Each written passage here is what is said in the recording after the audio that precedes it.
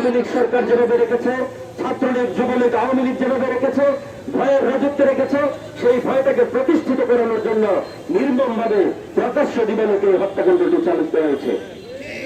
এবং আমি শুধুমাত্র দুই তিনটা বিষয়ে আপনাদের দৃষ্টি আকর্ষণ করতে চাই। আমার নজরে কিছু ফেসবুক স্ট্যাটাস ঘুরেছে।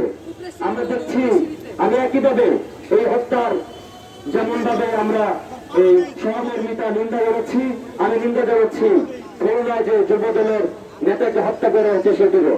কিন্তু আমরা জানতে পেরেছি, খুলনার ওসির বক্তব্যের মাধ্যমে আমরা জানতে পেরেছি এটি একটি দলীয় কুন্দল অনেক আগে থেকে হয়ে আসছিল।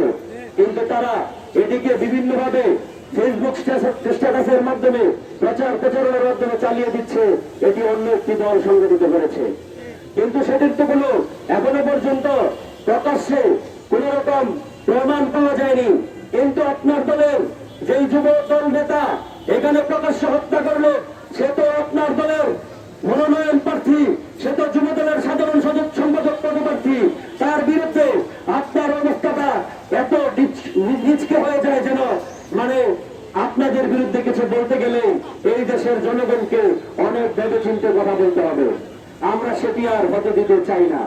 এই বাংলাদেশে আমরা স্বৈরশাসক পতন করেছি, আবার কেউ স্বৈরশাসক হয়ে উঠুক সেটি আমরা চাই না। আমরা বলি যে বিভিন্ন সময় তাদেরকে কোনো কিছু সৃষ্টি হলে বহিষ্কার করা হয়।